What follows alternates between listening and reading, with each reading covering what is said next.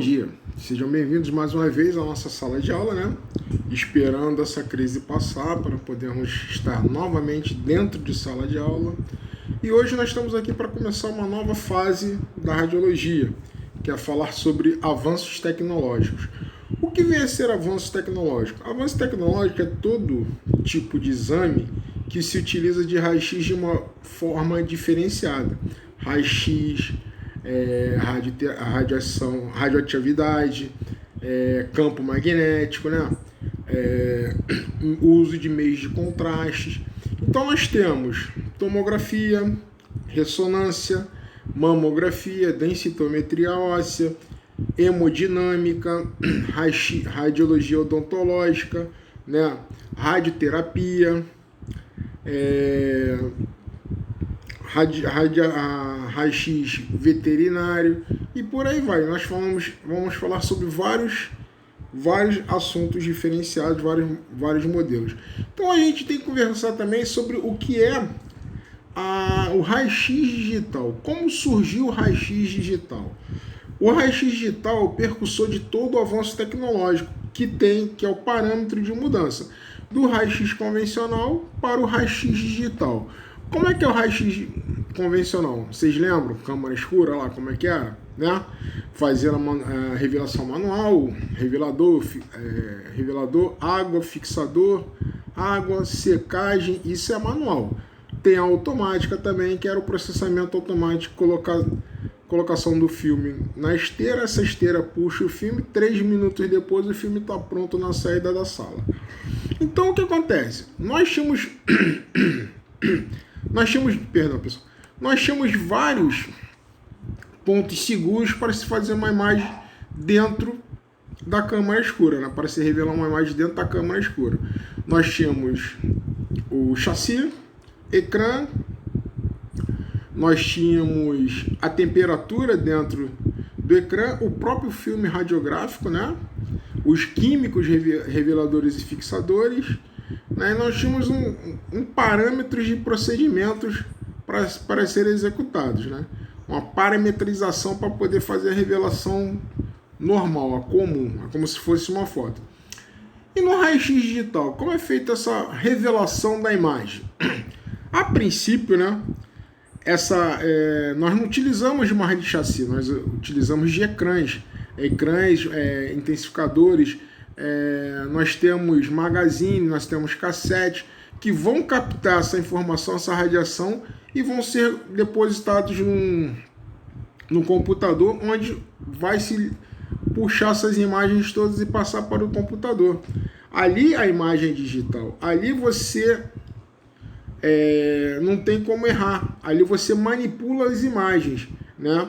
Então é muito mais fácil de se lidar do que outra coisa. Visualizou a imagem do computador, está normal ou está errada, não tem que ter o mesmo processo de revelação. Você vai pegar a imagem, jogar no computador, o computador visualiza a imagem, você manipula a imagem do jeito que você quer, níveis de contraste, níveis de brilho, né? Ali você só repete se o paciente se mexer, né? Você não vai estragar filme nenhum, porque é tudo dentro do cassete e esse cassete vai transmitir as imagens de forma digital. É como se você fosse bater uma foto do seu celular. Bateu a foto, gostou, salva, não gostou, descarta. E faz novamente a imagem, né? Então você tem que estar sempre presente a esse tipo de imagem digitalmente. Vamos falar aqui como começou o processo de imagem digital. Por que chegou a imagem digital, né? Nós temos uma imagem de radiologia convencional, né? Os raios-x é uma fonte de radiação eletromagnética capaz de atravessar um objeto e sensibilizar um material fotossensível, o filme, originando-se de uma radiografia. Então, essa é a base do raio-x convencional. É uma fonte de radiação eletromagnética capaz de atravessar um objeto. Essa é a formação da imagem. Quanto maior a radiação, maior penetração e vice-versa, menor a penetração. Então, como é que faz essa formação de imagem? Né? Vamos lá. Raio-X convencional, né? Na execução de uma imagem radiográfica convencional, uma radiação inicial de intensidade I0 incide sobre o objeto, sendo atenuado. A atenuação corresponde à densidade específica dos órgãos. Os raios-X agora, com intensidade I, gera um perfil de absorção atrás do paciente, o qual é convertido em níveis de cinza no filme. Vamos lá, galera, vamos entender isso. O que é isso, né? Essa radiação, nós temos uma radiação primária e uma radiação secundária. O que é uma radiação primária? Radiação primária, como o mesmo nome já diz, é a primeira radiação que sai do tubo. Essa radiação ela tem uma intensidade alta, que eu vou denominar de I0. Essa radiação vai percorrer ela vai percorrer um espaço, né, em sentido único, podendo dispersar do seu ponto focal, né? Como nós sabemos, a luz, radiação é uma luz. A luz ela converge do seu ponto focal, ela dispersa, né? Ela abre e dispersa. Uma pergunta, lembrando, né? Radiação, ela converge ou diverge do seu ponto focal, né? Convergir, fechar no seu ponto focal. Divergir, abrir do seu ponto focal. Essa é uma pergunta interessante, né? Quando você dispara a radiação, o que ela começa a fazer? Ela sai do seu ponto e começa a abrir o seu foco. Então ela está divergindo do ponto focal, né? Se eu disparasse a radiação e ela seguisse uma reta e fosse fechando, ela estaria convergindo no seu ponto focal, mas só que ao contrário, ela diverge do seu ponto focal. Então nós utilizamos o quê? Colimadores. Os colimadores vão garantir a direção do seu raio-X. Então essa radiação de intensidade I, chamada de radiação primária, ela vai atravessar o corpo humano ou objeto e vai intensificar esse objeto, vai aumentar a sua densidade. Contanto, a radiação primária que passou sobre o objeto, sobre o paciente, e saiu, ela perdeu intensidade. Por quê? Ela já fez uma força de ultrapassar esse objeto. E esse objeto vai absorver radiação. Ele absorvendo radiação, ele vai incidir sobre um filme, onde esse filme será sensibilizado pela radiação secundária. Aí daí nós vamos formar a imagem. Lembrem de câmara escura, de como era a formação da imagem, ultrapassando o paciente, chegando ao chassi, ecrãs e filmes. O que acontece? O chassi vai captar essa radiação, os ecrãs vão fazer a sombra dessa imagem produzida. No momento que a radiação incide sobre o ecrã, ele vai moldar essa imagem no filme e ela vai ser sensibilizada através da revelação. Então vamos lá. Essas imagens, esse ponto, né, condiz com o quê? O raio-X primário que atravessa o objeto absorve a intensidade a mais desse raio e o transforma em radiação secundária. Essa radiação secundária, se tentar atravessar um novo objeto, ela vai ser absorvida, porque ela não terá força de ultrapassar essa radiação. Isso é um pouquinho lá a lei de física, tá? Isso é como se faz a formação de imagem, né? Aí nós temos o desenho, né, de um tubo de raio-X, né? Um tubo de raio-X, um boneco, aí feixe de raio-X com intensidade 0, aí tem um objeto que é atravessado, depois que ele atravessa o objeto, ele se transforma em feixe de raio-X com intensidade I, ou seja, ele perdeu aquele nível de zero e zero ficou somente I, se transformando em radiação secundária. E ele vai ser projetado para o filme. Daí ele se transforma em quê? Em radiação secundária e radiação primária, né? Vamos lá. Continuando. Esse detalhe, começou a ser estudado lá por 1920, 25, né? Porque o que acontecia? Ocorriam muitos problemas em formação de imagem. Tipo, eu tenho dois objetos, né, de tamanhos e densidades diferentes, ou seja, objetos diferenciados, né, de tamanhos e densidades diferentes. O que é tamanho e o que é densidade? Densidade é o volume desse objeto. E o tamanho, ele é comprido, curto. Um objeto curto tem a mesma densidade que um objeto longo? Ou seja, a mesma dureza que um objeto longo? Depende.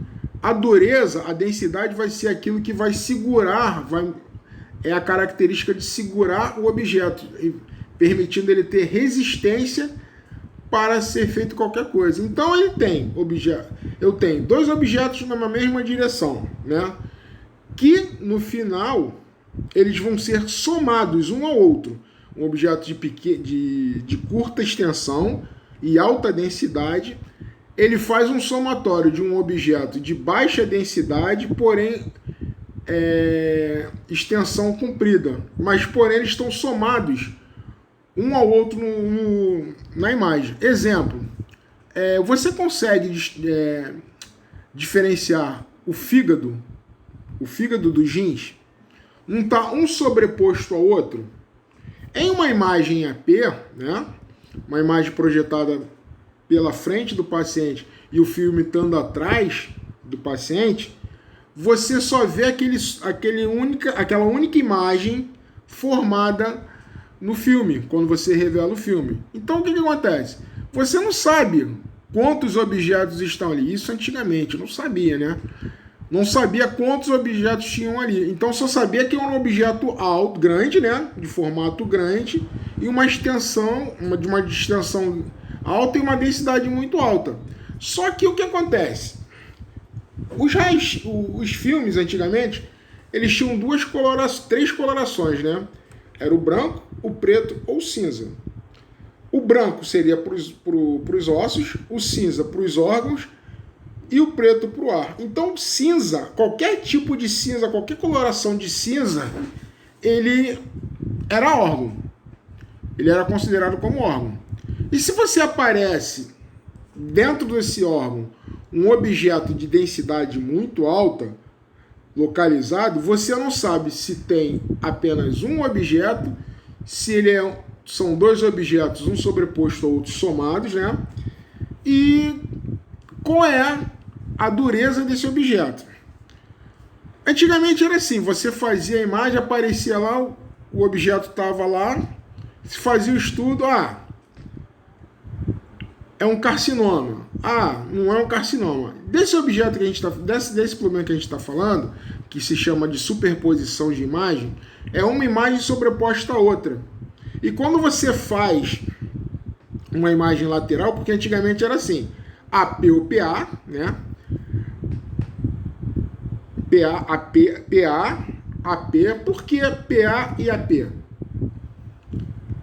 Lembrando a posição anatômica, dorso da mão seria as costas ou o peito do paciente?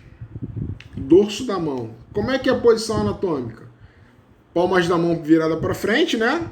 Então eu tô falando besteira. Palmas virada para frente. Então se o raio X ele incide no dorso da mão, é considerado uma imagem PA, póstero anterior, que a frente é a palma da mão e o dorso da mão as costas. Então, em AP, antero-posterior ou póstero-anterior, né? Ou lateralmente. Você via a imagem nessa posição, ou nessa, ou assim. Então, um objeto que estava dentro do corpo humano, que se apresentava numa imagem, ele se sobrepunha a outro objeto, a outro tipo de carcinoma, outro tipo de problema. E você não conseguiria distinguir em uma imagem lateral, ou PA ou AP. Tanto faz, você não conseguiria ver essa imagem. Por quê? A imagem lateral é uma imagem em 90 graus. Uma imagem em PA ou AP é uma imagem de linha reta. A lateral, perfil, é uma imagem em 90 graus. Como é que você pode visualizar o somatório de dois objetos? Apenas angulando o raio, onde você vai angular 30 graus, 60 graus, 45 graus. Então você consegue visualizar o somatório dos objetos. Por quê? Existe um contraste natural chamado ar. E o ar entre os objetos, ele corresponde à diferenciação de um nódulo e outro. Então, partindo desse problema aí, que objetos de tamanhos e densidades diferentes, porém próximos um do outro, causam um somatório das imagens. Ou seja, eu posso ter objetos de tamanhos e densidades diferentes, só que um próximo ao outro, muito próximo, que na imagem de raio-x vão aparecer somando-se. Então acontecia, o médico ele vinha, ele fazia o diagnóstico da imagem, né, que ele tirava, e o que acontecia?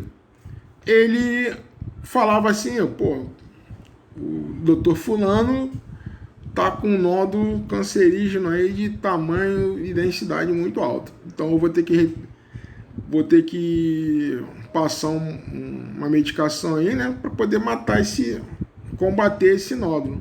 Então passava aquela medicação alta pra cacete.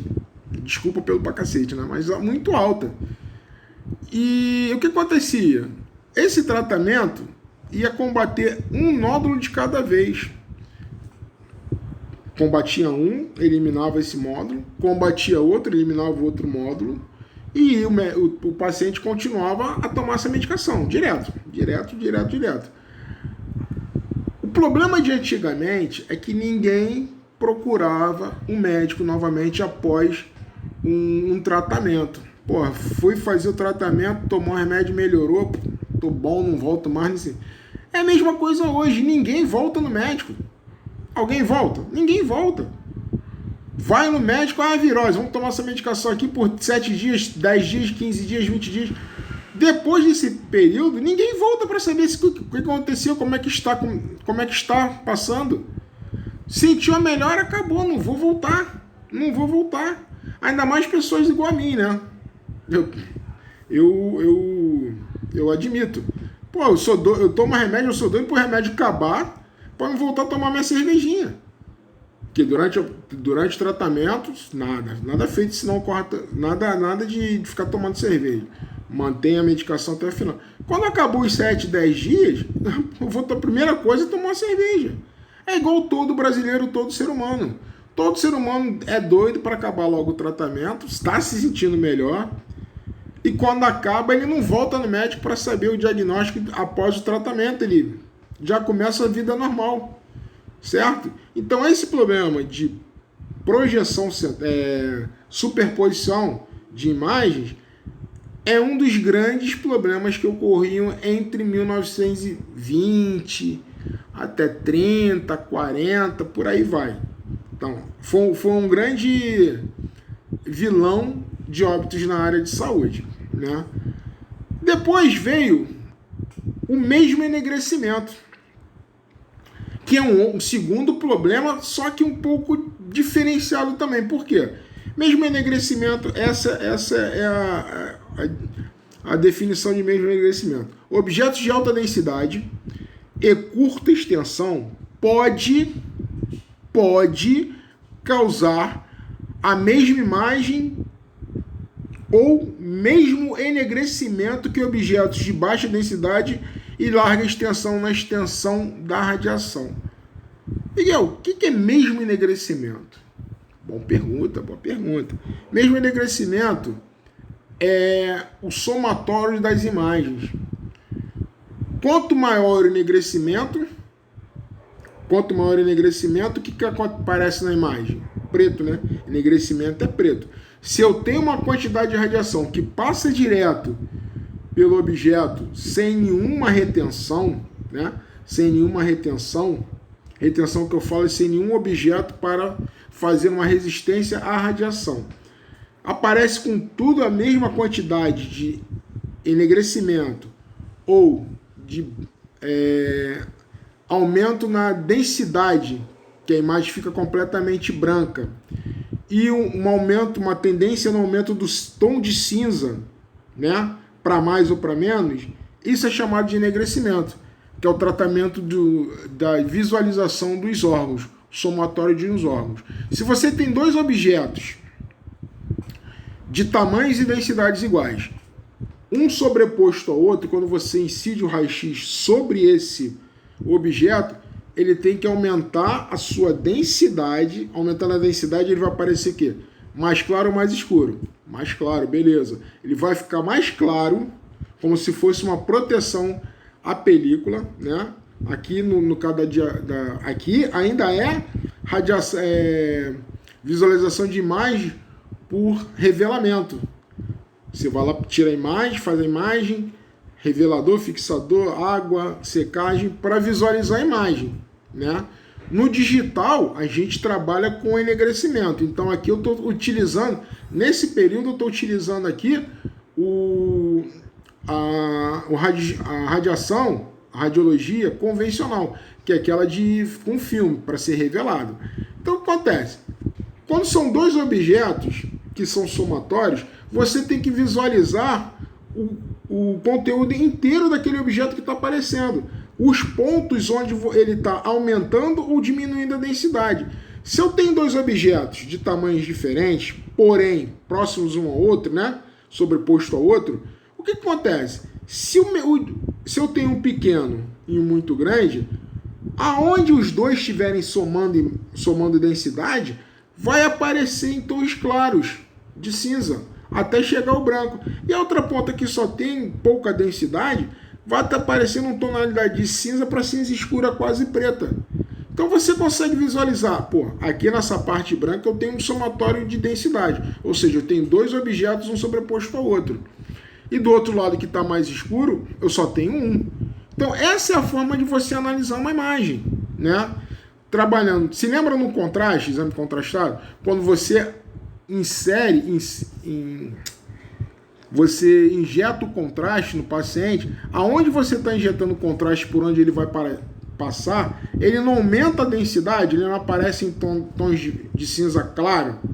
Então é a mesma coisa, só que eu tenho dois objetos dentro da imagem que estão sendo filmados um em cima do outro, então a densidade dele vai fazer o quê? Vai aumentar. Então quer dizer que eu estou fazendo o quê? Eu estou somando a densidade para fazer uma imagem que vai dar, quanto maior a densidade, mais claro é, mais proteção na imagem. Já no raio-x convencional, eu iria proteger quem? A película, não é isso? Só que aqui eu vou aparecer, quando eu for printar a imagem, quando eu for imprimir a imagem vai apresentar tonalidades de cinza claro até branco. Então esse é o problema. Aí você pega aqui nesse mesmo enegrecimento dois objetos de tamanhos e densidades diferentes, porém na mesma direção da radiação, ou seja, na mesma direção do filme. Eles vão apresentar como se fossem dois objetos mais ou menos desse tamanho, né? Desse tamanho, com o mesmo orifício, né? Com o mesmo orifício. Mas na realidade, eles apresentam esses dois tipos de densidades aqui, ó. Um é mais extenso e tem densidade menor. O outro é mais curto e a densidade é maior, correto? Tem o mesmo diâmetro aqui das imagens, tá vendo? É o mesmo diâmetro, porém a imagem vai apresentar como se fosse dois objetos de tamanhos iguais. Por quê? Você vai fazer um AP ou PA em relação à imagem. Depois você vai fazer o quê? uma imagem lateral, um perfil. Olha como é que ele vai se apresentar. Perdão. Olha como é que ele vai se apresentar. Porra, quem é um e quem é outro? Eles estão assim, depois vão estar assim. Correto? Como é que vai se apresentar a imagem? Aqui, ó, é como se eu fizesse isso, ó. Eu tenho uma densidade, tem outra, né? É como se eu colocasse aqui, ó. Essa imagem aqui, ó, da ponta, ela vai me aparecer como, galera? A imagem da ponta, ela vai se apresentar como? Essa ponta aqui, onde eu somei os dois, rosquei o tubo aqui, ó. Ela vai aumentar a sua densidade, né? Porque eu tenho uma densidade A e uma densidade B. Daqui para baixo eu só tenho uma intensidade A. Então, se a intensidade A e B, uma tiver esse objeto maior, tem uma intensidade A de 40 tons. E essa densidade menor, ela tem uma intensidade de 30. Quando essas duas intensidades aqui de 40 e mais a de 30 forem visualizadas na imagem, elas vão aumentar a sua densidade somando o 40 mais 30. Então aqui eu vou ter 70 tons de cinza e aqui eu vou ter apenas 40. É igual? Não é igual. Então essa imagem, ela vai ter um aumento na sua densidade e vai aparecer na imagem. Ela vai aparecer com um tom de cinza mais claro. E aonde tem menos tons, ela vai aparecer numa tonalidade de cinza escuro.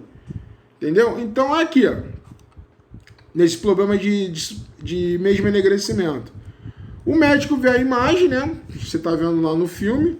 Duas imagens, dois nódulos de mesmo tamanho e diâmetro, né? Aí faz a imagem lateralmente, porra, tem o mesmo comprimento. Por quê? Um está sobreposto ao outro. Show! Aí o que acontece aqui? O médico passa a mesma quantidade de medicação para combater dois objetos de mesmo tamanho. Igual primeiro, a projeção central. Um objeto de densidade somada, ele apresenta como se fosse um único, né? Somada, aquela densidade dura, alta. Ele vai passar a medicação vai passar, surtir efeito, e ele vai continuar. Aqui é a mesma coisa.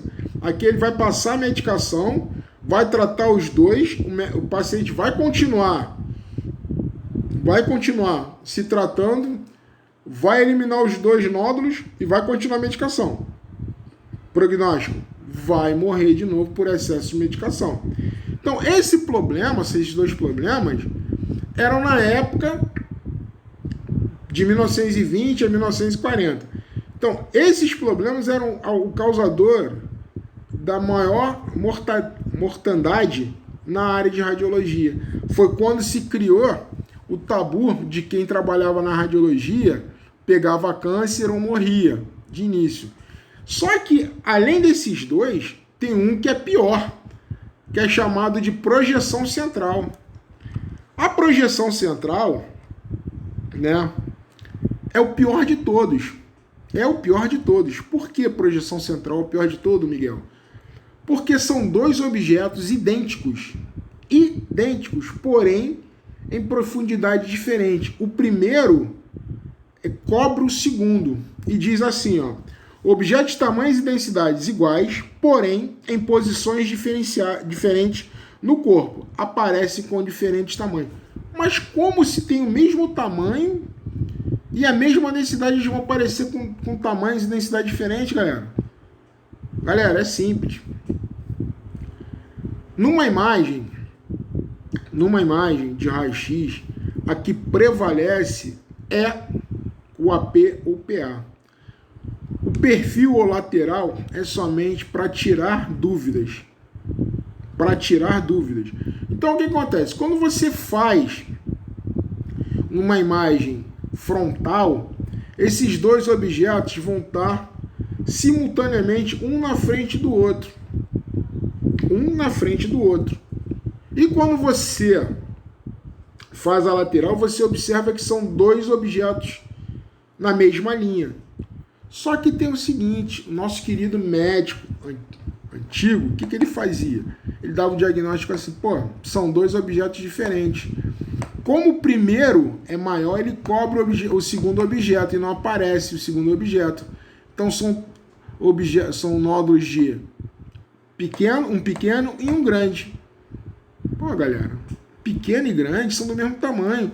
As imagens, o somatório das imagens, a película ela vai mostrar, o filme ele vai mostrar. Então o que se faz? Era simples. Pô, o primeiro é maior, cobre o segundo. Então o que eu vou fazer? Eu vou fazer um tratamento onde eu vou dar uma dosagem de medicação para combater esses dois. Não vou dar uma medicação alta, eu vou dar uma medicação intermediária. Então o que acontece? A medicação vai lá, mata o primeiro objeto, exterminou o primeiro objeto, aí passa para combater o segundo. Tá lá combatendo o segundo objeto, não sei o que lá, briga ferrenha lá, ele eliminou metade do segundo objeto. O que aconteceu? A medicação acabou. Né? Como é um problema de dois objetos de mesmo tamanho, a medicação conseguiu eliminar um nódulo e meio, como é que o paciente se comporta? Pô, ele vai ter uma melhora. Antes ele não podia respirar, ele vai estar podendo respirar, vai levantar da cama, vai passear, não sei o que, vai fazer tudo que ele tem vontade de fazer. Só que, como ele não voltou para fazer uma outra radiografia, para visualizar, ele acabou a medicação, acabou o amor. Vamos fazer o que eu quero. Vamos fazer tudo que eu tenho vontade. Aí ele vai e começa a fazer 1001 coisas. Tempo depois, novamente os mesmos sintomas, ele cai doente. Aí volta no médico. O médico olha assim, pô, o tumor ainda está aí. Vamos aplicar a mesma dose de medicação. Você acha que a medicação vai surtir efeito em cima desse nódulo? Não. Esse nódulo ele já criou barreiras para o comprimento da função dessa medicação. Então vai bloquear, a medicação não vai surtir de nada. O que acontece? O paciente vem a óbito. Vocês já escutaram aquela expressão, a melhora da morte? Porra, melhorou só para se despedir da família? Por causa desse problema aí, mesmo enegrecimento. Então o que acontece? Esse mesmo enegrecimento, perdão galera, a projeção central, ela veio para acabar com todo o diagnóstico dos médicos naquela época. Nisso surgiu, inventaram a chamada planigrafia. O que vem a ser a planigrafia? Né? A planigrafia, definição de planigrafia, planigrafia é uma tomografia planar. O que é tomografia? Tomografia que todo mundo conhece hoje é aquele equipamento onde o paciente entra num duto, né, num círculo, o equipamento gira em torno do paciente, fazendo imagens de vários ângulos do corpo. Show! É parecido, mas não é a mesma coisa. É a base. Então aqui, ó, planigrafia é uma tomografia planar, isto é, uma radiografia de um plano imaginário em um corpo com seleção do ângulo e da altura do corte planigráfico. O objetivo da planigrafia é reduzir as contribuições de partes do corpo que estão fora da altura do corte e fora da espessura selecionada. Galera, eu tenho uma mesa aqui, vocês estão vendo? Tá? Tubo de raio-x aqui. Do lado, você olhando de frente para o slide. Do lado direito. Meu lado direito. De frente, lado direito. Quem está olhando para mim, quando está de costas para o slide, é o seu lado esquerdo. Quem está de frente para o slide é o seu lado direito. Então vamos lá. Nós temos uma mesa, né? Onde tem o carro do book e um tubo de raio-x ali. A planigrafia era simples. Ela foi inventada da seguinte forma, que esse tipo de imagem fosse feito em vários ângulos diferenciados. Se você botar a mesa, né, de perfil a perfil posterior, você tem 180 graus, não tem?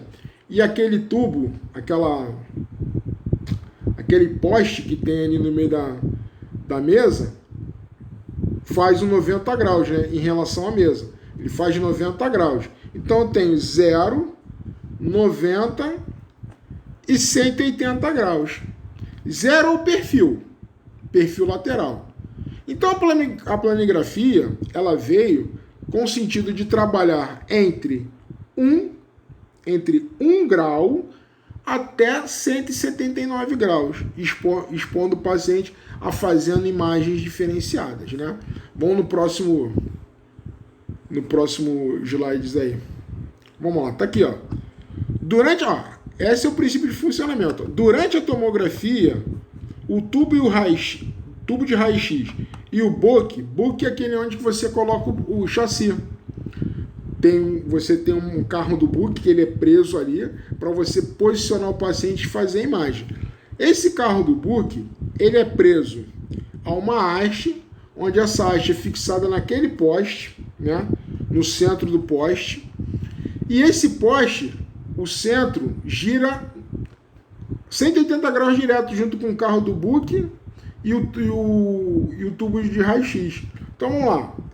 Durante a tomografia, a gente já chama de tomografia, não, mas durante a planigrafia, o tubo de raio-x e o book se movem em direções opostas. Enquanto o tubo vem para um lado, o book vai para o outro, o carro do book vai para o outro. Em planos paralelos, ou seja, enquanto o tubo corre de cima, o book corre por baixo paralelamente, entendeu? Então, a magnificação permanece a mesma, porque a distância entre o carro do book e o tubo, ela vai ser a mesma por causa da haste. A haste é que vai fazer a magnificação, ou seja, a distância permanece a mesma, como a figura 5A, como a figura 5. A distância vertical do tubo em relação à mesa é constante, ou seja, porque a haste ela tem o mesmo tamanho, é constante. O centro de giro é fixo. É como se você pegasse, vamos lá, você tem um poste, né? Uma coluna. Dentro dessa coluna você faz um furo e na haste você faz um furo. Prende essa haste ao poste com parafuso e porca. Botou ali e prendeu, travou. A haste ela fica livre. Então a distância vai permanecer a mesma por causa da haste. Então ela vai trabalhar assim, ó. É como se você pegasse uma caneta e girasse de um lado para o outro. A tampa vai para um lado e a ponta vai para outra e vice-versa, mantendo a mesma distância, tá? Mantendo a mesma distância. Vamos lá. Aí aqui mostra como é que fica as imagens. Estão vendo? As imagens são essas, ó. Formação da imagem. Eu tenho dois objetos lá no centro, objeto A e objeto B. Notem bem, tá? Fixem bem aí nos objetos A e B. Nessa posição, eu escolhi três pontos de irradiação ao paciente. Posição 1, né? Posição 1, lá. Quem está no meio da imagem? O objeto A ou o objeto B? Hein, galera? Quem está no centro é o objeto B, correto? Concordam comigo? Na imagem ali? Fiz a primeira imagem, posição 1. O tubo está aqui, né? O carro do book está aqui. Então essa é a imagem 1. E no centro tem dois objetos, A e B. Então o objeto que está no centro dessa imagem aí, onde estão aparecendo cinza com dois círculos centralizados, um à esquerda e outro à direita, isso é como se fosse a marcação dos objetos na película. Então quem está na posição central é o objeto B. Beleza, fiz essa imagem, revelei e coloquei ali. Tirei o chassi, botei outro chassi e fui para a posição 2. O objeto A e B, eles se encontram aonde no filme? Não vão se encontrar os dois na mesma posição, no centro da imagem? Se conseguiram ver isso aí, beleza. Se não, observem bem. Na posição 2, que é no meio mesmo, de 90 graus do nosso tubo com o carro do Book. Show! Fiz a imagem. Aí aparece aqui a imagem lá, ó, posição B, posição 2. Revelei e botei ali para expondo. Agora eu mudei a posição para posição 3, a imagem 3. Notem que agora o carro do Book está na posição da imagem 1, só aqui em cima. E o carro do Book está na posição do tubo, na posição 1, essa posição 3. Então vamos lá. Observando essas imagens, qual o objeto que continua no centro da imagem? É o objeto B. Nota-se que o objeto A, ele mudou de posição. Na posição 1, ele estava à direita do observador. Ou seja, você de frente para a imagem, para o slide. Ele estava na sua direita. Quando ele passou para o centro, um objeto sobrepôs ao outro e ficou os dois posicionados no centro da imagem. Show? Beleza. Agora, na posição 3, o objeto A, ele saiu do slide e foi na posição à esquerda do observador. Ou seja, você de frente para o slide, ele foi para a sua esquerda. Correto? Então, o que aconteceu? Ele mudou de posição, ou seja, ele parece que andou no momento que você movimentou o equipamento, correto? Show de bola. Então, vamos lá. Imagine essas três imagens, posição 1, posição 2 e posição 3, uma sobre a outra. Observando isso, ao lado lá, né, ó, imagem final observada, da posição 1, posição 2 e posição 3. Qual o objeto que está em evidência? Objeto A ou objeto B? Para a gente é o objeto A. Nós estamos observando o objeto A, não é? Não. Nós estamos observando o objeto B que está ao centro da imagem desde a primeira exposição. Só que, no momento que eu passo, vamos fazer agora a imagem correta. Sem retirar filme, sem retirar chassi para mudança de filme. Durante essa exposição, o carro do Book e o tubo, eles se movimentam diretamente, sem parar. Então, a imagem que foi irradiada primeiramente, ela vai ser irradiada na posição B2 e na posição 3. Então, você vai ter um único objeto que vai ficar em evidência, que é o objeto A. Não, o objeto B. Ele vai estar o objeto B em evidência, porque ele vai estar sempre na mesma posição, ao centro da imagem. A primeira imagem da posição 1 fez a imagem dos dois objetos, correto? Passou para a segunda posição, objeto no centro. Ele vai irradiar aonde o objeto A já havia sido marcado na película.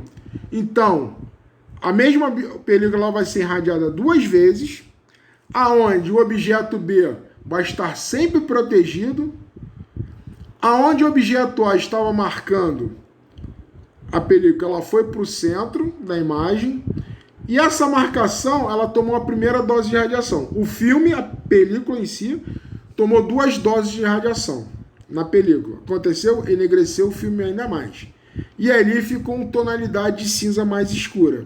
O filme preto e a posição do objeto A em relação ao centro foi irradiado também. Na terceira imagem, o objeto A muda a posição para a esquerda, né? Só que ele vai marcar a película? Não, né? Porque esse lado da película já vai estar marcado irradiado, ou seja, já vai estar enegrecido. Então não adianta tentar marcar nada ali.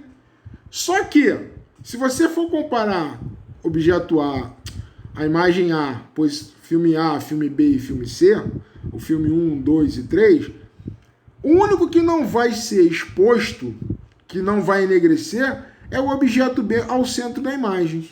Você vai notar um borramento das imagens com tonalidade de cinza. Na posição 1, o filme toma a primeira dose de radiação, então a marcação do objeto A e B estão preservadas. Na exposição 2, o objeto B e A agora juntos vão proteger a região da radiação, mas a região onde tinha sido protegida anteriormente vai ser enegrecida. Então eu vou ter 2 enegrecimentos no filme e o primeiro enegrecimento na marcação do objeto A. Na terceira exposição, mudando a posição, o filme vai ser marcado, vai ser irradiado a terceira vez. A região onde o objeto B está marcando, protegendo, vai continuar salvo, continuar do jeito que está. E a parte onde o objeto A estava marcado vai receber a segunda dose. Então eu tenho o quê? Somatório de doses de radiação. Então a radiação ela vai enegrecer esse filme. Então ela vai ter uma densidade, uma tonalidade de cinza diferente do filme, do objeto A, onde estava marcado, e do objeto B, que está no centro do filme. Então você diagnostica por borramento de imagens. Isso aí foi nos anos 60, 70, diretamente, tá? Vamos lá. A formação de imagem na planigrafia se dá através do borramento das imagens sobrepostas uma a outra, as outras. Então tá aqui, eu tenho a imagem, tenho o primeiro filme, seleção de 1 a 1, né? Como se fosse trocar as imagens de 1 a 1, e no final, à direita, né? Mais à direita um pouco, tem a imagem com o borramento dos objetos que estavam dentro. Notem que tem um cinza mais escuro e uma tonalidade de cinza mais clara e o branco da proteção da imagem. Correto? Então vamos lá. Aí o que acontece? Em 1965, 70, começou-se os estudos para fazer isso eletronicamente, né? Necessitou-se de um equipamento chamado computador, que em 1972, um engenheiro britânico chamado Godfrey Hounsfield, ele inventou a tomografia computadorizada. Essa tomografia computadorizada, ela parte do mesmo princípio da planigrafia. A planigrafia ela faz imagem de entre 1 e 179 graus, né? Na planigrafia, os ângulos mais utilizados, eram 8, 25 e 40, como está aqui visualizado aqui. Então, durante essa projeção de imagem, como foi visto, era através de um pequeno motor preso à haste, e esse motor girava conforme o comando. Eu tenho uma haste que vai selecionar a altura, né, a altura do ângulo da mesa e do ângulo de corte para iniciar a planigrafia. Isso aqui é antes da invenção da tomografia, tá? Então, selecionasse 8 graus, marcava-se lá, posicionava a haste com o tubo em 8 graus. Ao disparar, essa haste ela se movimentava até 172 graus posterior. ela ia de 8 a 172 graus, irradiando a pessoa, o paciente. Ou seja, aquela imagem que antes aparecia ali com 3 exposições apenas, você imagina com 164 incisões diferenciadas. Porra, o filme quando chegava lá na frente, né, na hora de retirar, você não conseguia identificar quem era quem, devido a muita exposição. Então, você trabalhava, apertava o botão e ia direto. Então, quanto maior o ângulo selecionado, maior era o número. Quanto maior o número do ângulo selecionado, menor era o número de cortes. E quanto menor o ângulo selecionado, maior era o número de cortes. Então, a regra é inversamente proporcional.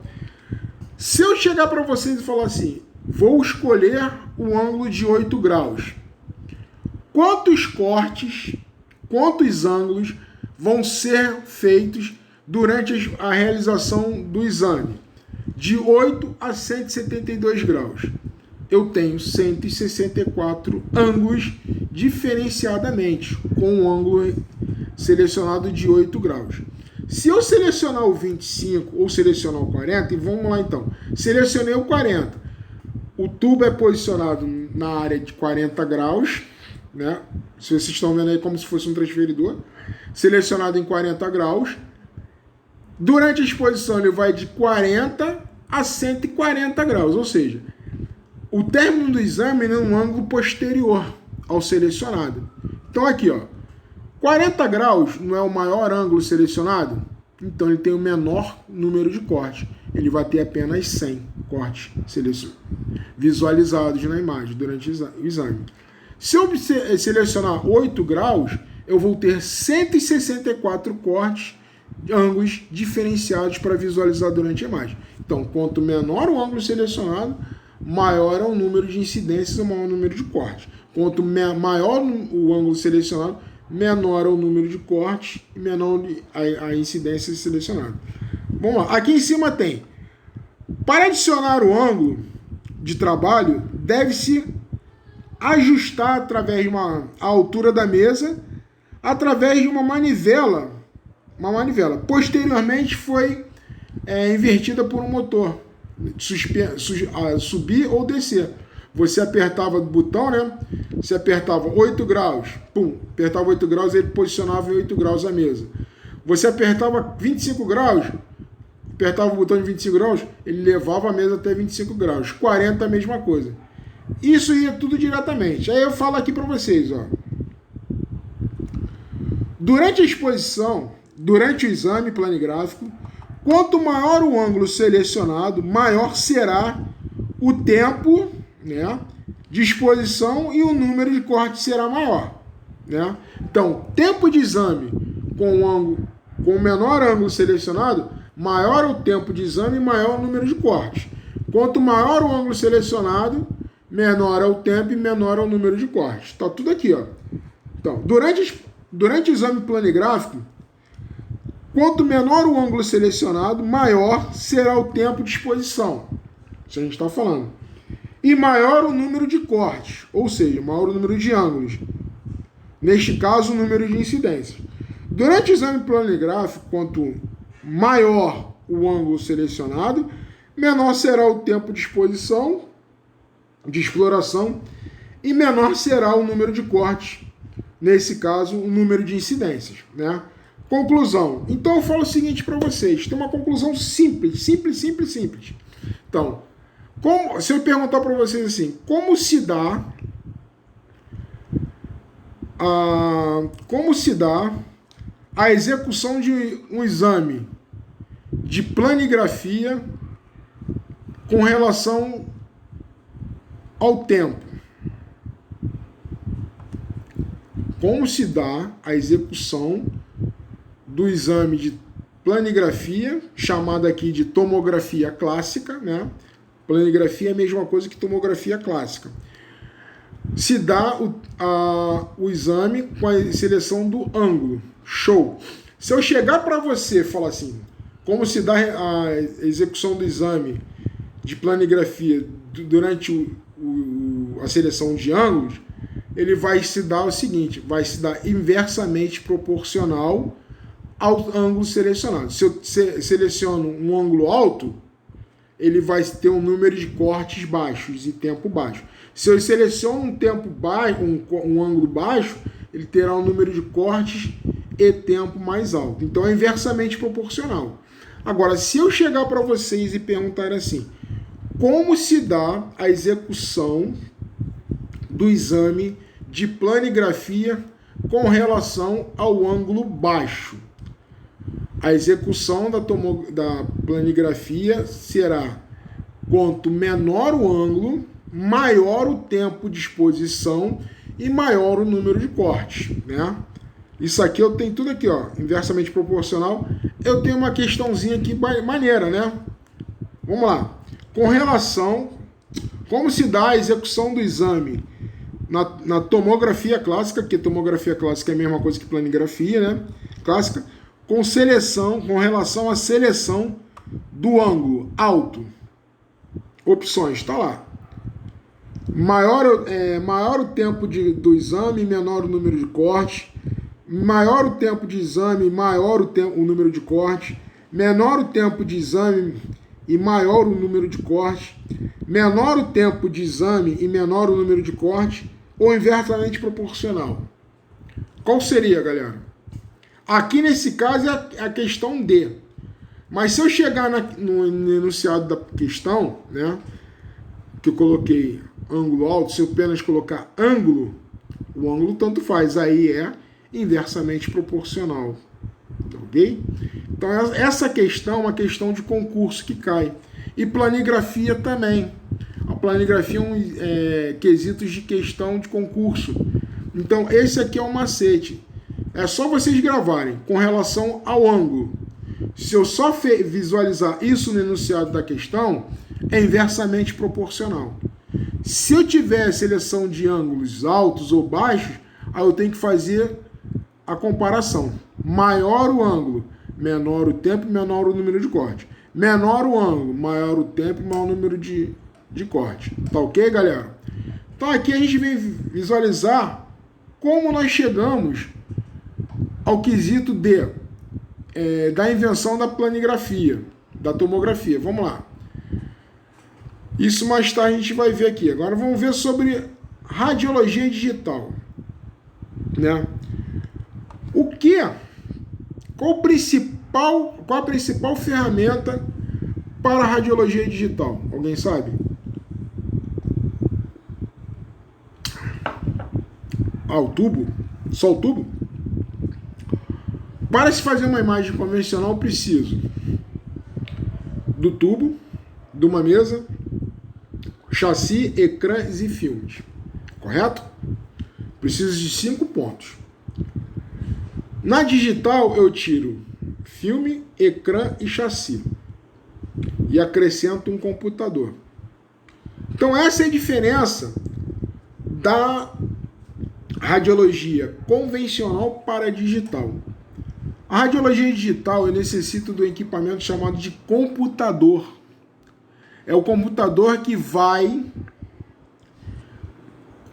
converter todas as imagens captadas num cassete, num ecrã, num intensificador de imagem, convertida para dentro do computador, vai transformar em imagem.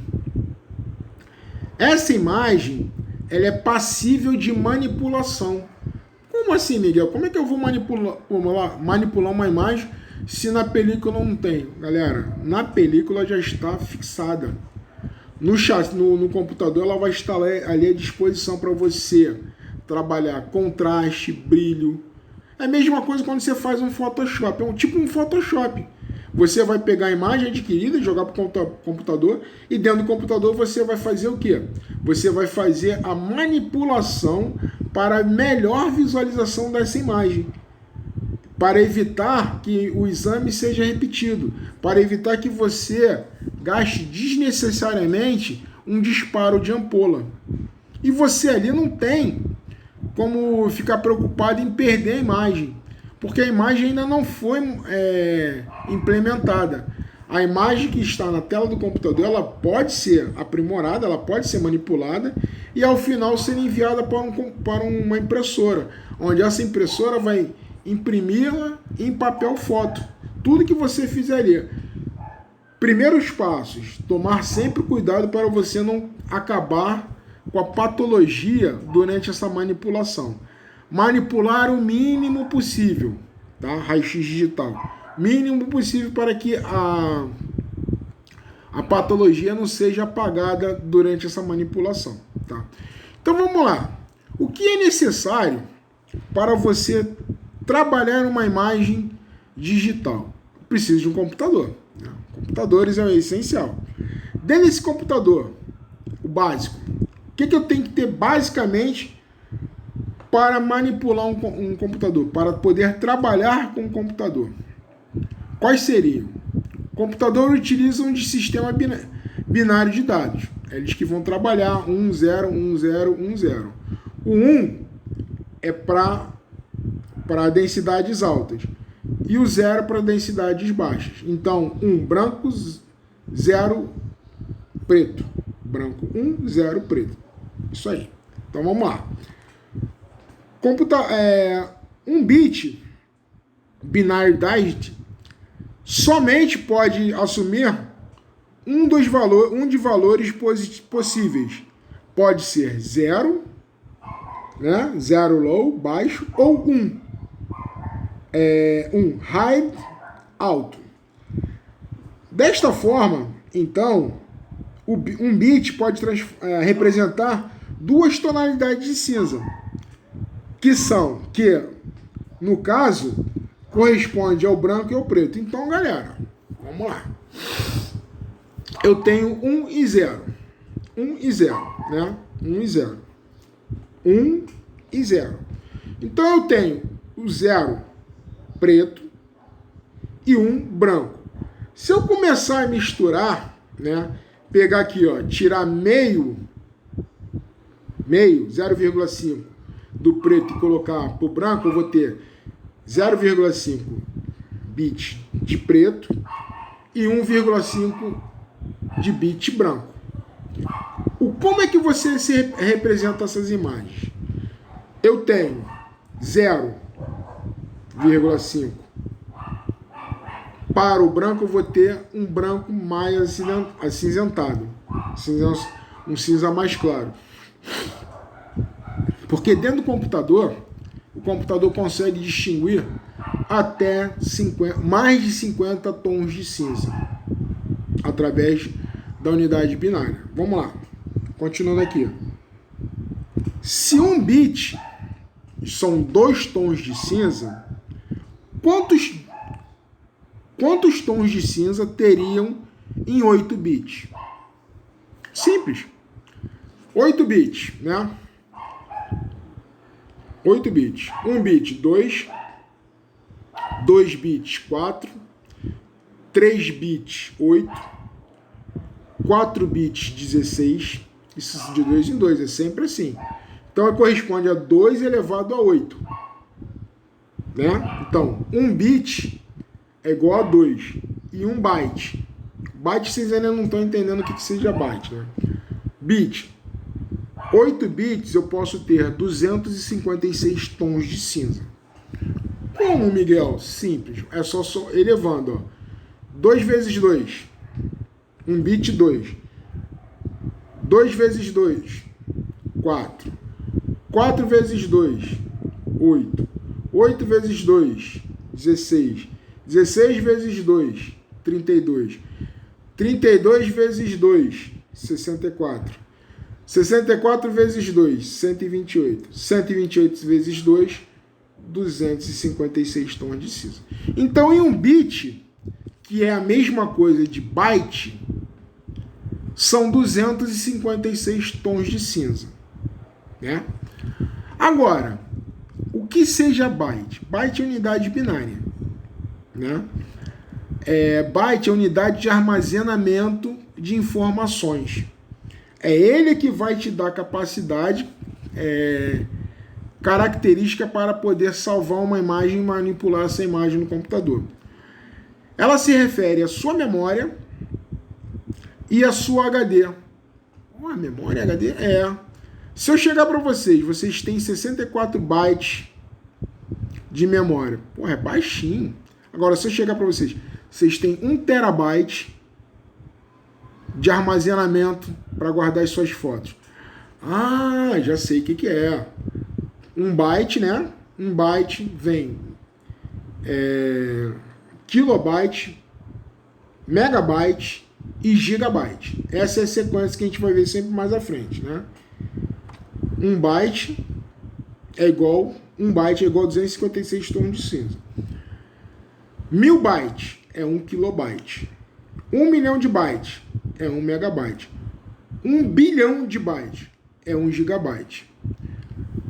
1 trilhão de bytes, 1 terabyte. Tá? Então, sempre aumentando vai ser a quantidade de armazenamento que você tem. Hoje em dia, 1 giga de memória é muito ou é pouco? Ó, Miguel, hoje em dia eu acho que 1 giga de memória é muito pouco. Mas por que será? Você já viu a quantidade de informações que possui 1 gigabyte? Porra, assim, em 1 byte, né? 1 byte, 256 tons de cima. 2 bytes você consegue armazenar uma imagem ou uma palavra. 2 bytes. Porra, com 1 gigabyte, quantas palavras ou quantas imagens você pode armazenar? Se com 2 bytes eu consigo armazenar uma imagem ou uma palavra, com 1 gigabyte é o quê? É 1 milhão, né? 1 milhão de bytes. Porra, eu vou ter 500 mil palavras ou imagens. Isso antigamente. E hoje em dia, a qualidade da imagem é que traduz tudo. Quando você tem um computador ou um celular, qual a primeira parte que você procura de melhor para comprar a sua câmera fotográfica, o seu celular? Quanto, mais ou menos? O quê? A minha câmera ela tem que ter o quê? Não sei quanto megapixel, 13 megapixel, não sei o quê. Pixel. O que é pixel? Pixel é o menor ponto de uma imagem. É aquele ponto da imagem que gera a qualidade da imagem. Se eu tenho uma imagem que tem uma matriz mais ou menos de 500 por 500, eu tenho 250 mil pixels pela imagem. Então são 250 mil pixels que eu posso manipular. Eu posso pegar aquele quadradinho, menor ponto de uma imagem, né? Menor ponto de uma imagem. Isso aqui eu já falei, tá? Sobre informações de imagem. Tá aqui, ó, pixel. Isso tudo tá pixel. Menor ponto de uma imagem. Se eu tenho essa quantidade de pixel, essa qualidade em pixels, eu posso transformar cada quadradinho desse, da minha matriz, em uma imagem diferenciada. Então, para isso, é uma informação pesada. Então, eu tenho o quê? Muita informação. Por isso que 1 giga hoje não dá. 1 giga não só abastece 500 mil imagens ou palavras. Não, ela vai abastecer informações. E você tem que ter espaço suficiente para poder manter essa qualidade de imagem. Então, o pixel, além de ser ponto de qualidade de imagem, é o ponto focal limite da sua qualidade, porque é o seguinte: quantas vezes vocês já tentaram pegar uma foto, né? Tá não sei quantos metros de distância, te bater nessa foto. Aí você bate essa foto, pum. Aí pega lá a câmera, aumenta a imagem. Porra, trazer tudo para cá. Pô, e você ainda tem essas qualidades. Tamanho original, ampliou. Você consegue visualizar os mínimos detalhes da imagem. Agora, se você pegar essa imagem que você vai realizar e chamar no zoom, bum, já trouxe ela totalmente próximo e faz a imagem. No momento que você vai pegar e tentar ampliar essa imagem de novo, o que acontece? A imagem distorce, ela fica trêmula, ela fica com fantasmas. Porque você chegou ao ponto limite do pixel. O pixel que vai te garantir a qualidade de imagem. Se você distorcer o valor de pixel, você distorce a imagem. E para informação digital, o que eu mais tenho que ter é qualidade de imagem que eu possa trabalhar. É onde eu tenho imagens subdivididas numa tela, né, de computador ou de foto, que eu consigo pegar essa foto pequena e transformar no mesmo tamanho de foto original. E eu vou ter detalhamentos expressivos para trabalhar essa imagem. Então vamos lá. Pixel é o menor ponto de uma imagem. O número total de pixels em uma imagem é o produto do número de pixels existentes na vertical pelo número de pixels existentes na horizontal.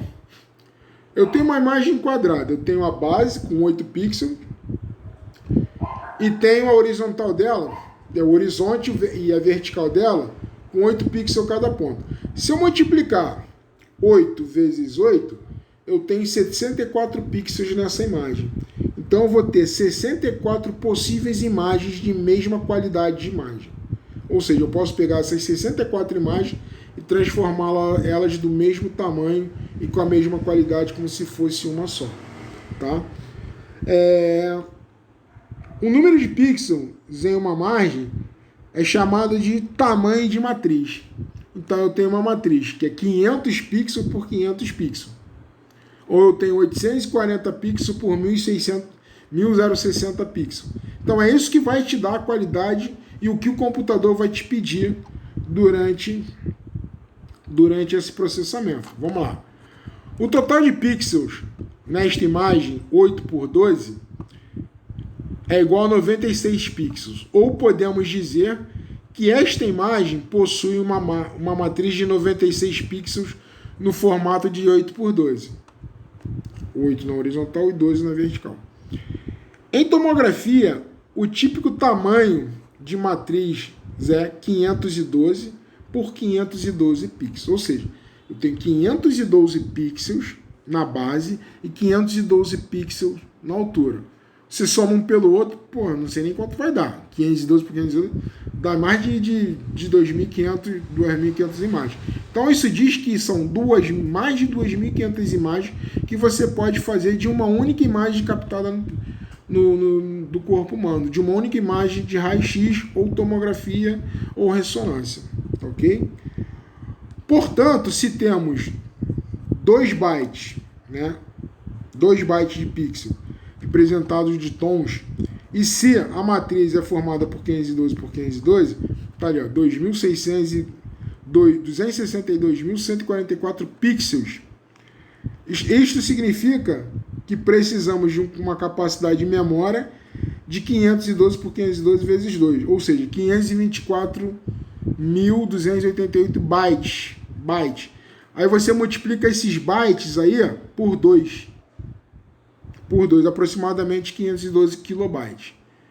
Então, é tudo formalizado. Isso aqui é a parte interna do computador, tá? Que a gente está vendo aqui, para chegar ao conhecimento do que é imagem digital. Né? Vamos lá, continuando. Aqui nós temos 3 imagens diferenciadas. Vamos lá. A primeira imagem é uma imagem com 2 tons de cinza. Tá aqui, ó, 2 tons de cinza. Olhem como é que a imagem não é aquela imagem que vai te dar muitas informações. Aí nós passamos para a segunda, né? Que é com 4 bits, que é igual a 16 tons de cinza. Tá vendo? uma imagem mais detalhada do que a primeira, e a segunda com 8 bits, que é igual a 256 tons de cinza. Olha a diferenciação entre as três imagens. Você diz que a imagem são iguais, idênticas? Não. Eu diria que a primeira imagem é uma imagem formada no raio-x convencional, onde você vai imprimir, vai revelar. E a segunda e a terceira é a manipulação das imagens junto a um raio-x digital. Tá? Aí eu tenho aqui ó, o composto do que vem a ser um computador. Um computador para funcionar eu preciso de vários acessórios. Eu preciso de um hardware, eu preciso de um software, eu preciso de uns periféricos. O que seria o hardware dentro do computador? Alguém sabe me dizer? Por aí. Hardware é placa-mãe, né? A placa de som, a placa de vídeo. É tudo que você consegue tocar, que está dentro do gabinete. Aquele quadradão lá onde você coloca o dentro do laptop. Placa-mãe, placa de vídeo, memórias e por aí vai, né? Então esse é o hardware. E os tipos de hardware são só esses. É tudo hardware, todo componente do computador que você consegue colocar a mão, tocar. Dentro dele tem a memória. Eu tenho HD, tenho placa-mãe, placa de vídeo, placa de rede, wireless, tudo isso. E dentro também tem as memórias, que eu tenho memória ROM e memória RAM. A memória ROM é aquela que já vem gravada e você não consegue manipular todas as informações que estão ali gravadas. É memória que vem com o clock do computador, vem com as saídas, os tipos de saída, de quantos volts são para a placa-mãe funcionar, né? Da minha fonte para a placa-mãe, né? E ela grava todas as informações necessárias. A memória RAM é aquela que você utiliza quando está digitando algum trabalho, algum artigo, fazendo algum tipo de exame. Essa memória, ela vai sustentar as informações do teu software, né, do teu computador, do teu... Tipo, você está digitando um trabalho no Word. Se você não estiver digitando normalmente, dá uma queda de luz, teu computador apaga. Quando esse computador volta, tudo aquilo que você estava digitando você perde, porque ele estava sendo sustentado pela placa RAM. Essa placa RAM, ela vai sustentar todas as informações até você gravar, fizer uma gravação e salvar dentro do seu HD, dentro de uma pasta segura. Então ela vai te deixar trabalhar naquele artigo, aquele texto ali, e você vai direto. Agora, parou a luz, se você não tiver um estabilizador que mantenha a memória RAM habilitada, você perdeu tudo e não adianta, tá? CPU é o nosso gabinete, onde vai todas as partes do hardware, né? Placa-mãe, HD, memórias, placa de vídeo, placa de som, placa de fax modem, que isso nem mais existe, né? A própria fonte, né? As memórias, esse é chamado de CPU. Isso tudo está aqui especificado, né? Aí eu venho aqui com os exemplos de hardware, né? Placa-mãe, placa de rede, placa de som e por aí vai. Aí agora eu tenho um software. Quais são os tipos de software que você pode trabalhar com um raio-x digital ou tomografia, alguma coisa? Software é todo programa que você utiliza para trabalhar junto com os hardwares. O que você vai manipular e que você não vai manipular, né? Eu tenho na tomografia a osteoCT, né? Para você visualizar a parte óssea, quando você irradia, capta a imagem da tomografia, você joga, você pode transformar tudo que é que é imagem, né, tipo parênquima, órgãos, tudo em parte óssea. Você vai endurecer todas aquelas imagens que você está visualizando, como se fosse tudo parte óssea, né? E tem Dental Scan também, 3D, que você consegue montar essa imagem, tá? Agora, a gente fala de pixel, existem também, não somente o pixel, eu tenho outros tipos de informações da imagem. Aqui a gente está começando a falar sobre pixel. Mais à frente, na próxima aula, quando a gente entrar em tomografia propriamente dita, eu vou falar com vocês sobre o que pode ser softwares e informações de imagem. Pixel é uma informação da imagem, é menor ponto focal, é a imagem menor possível. E eu tenho, além do pixel, eu tenho área do pixel, eu tenho o voxel, eu tenho o FOV, que são informações de como calcular o tamanho da informação, né? Eu tenho também o voxel, um dispositivo, e outras coisas. A gente vai ver agora também, além do software, a gente vai ver aqui o que são dispositivos periféricos. O que é um dispositivo periférico, galera? Dispositivo periférico é todo equipamento que está ao redor do computador, que não faz parte de dentro da CPU. Eu tenho um monitor que fica fora, eu tenho um teclado que fica fora, eu tenho um mouse que fica fora, eu tenho um cartão de memória, né? Um pendrive que eu espeto no computador. Isso é um dispositivo periférico que está fora. Eu tenho a impressora, que ela tira informações do computador e imprime num papel. Então, desses dispositivos periféricos, eu tenho os de entrada, eu tenho os de saída e tenho aqueles que fazem a dupla função, entrada e saída. Vamos lá. Dispositivos de entrada. Dispositivo de entrada é tudo aquilo que vai levar informação para dentro do computador. O que leva informação para dentro do computador?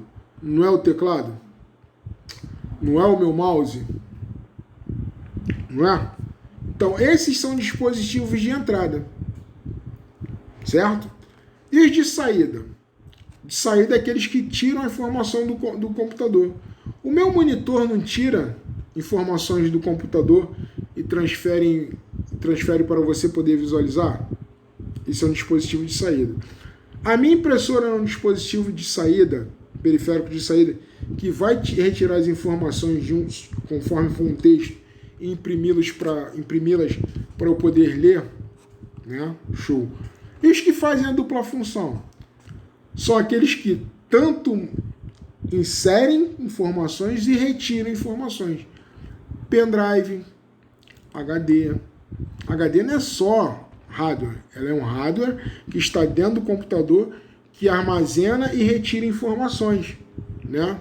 O pendrive, cartão de memória, o próprio celular é um dispositivo de entrada e saída que trabalha com os dois, né? Aqui seguindo, dando sequência, monitores, impressoras, né? E aqui os que fazem tanto dispositivo de entrada e de saída. Então, galera, eu espero que vocês tenham compreendido essa aula. Estou à disposição para vocês tirarem todo tipo de dúvidas, tá? E na próxima aula a gente vai entrar com tomografia, tá? Todo quanto a aquisição de imagem, vários tipos de tomógrafos e tudo, tá? Tenham um bom dia, uma boa semana e até a próxima.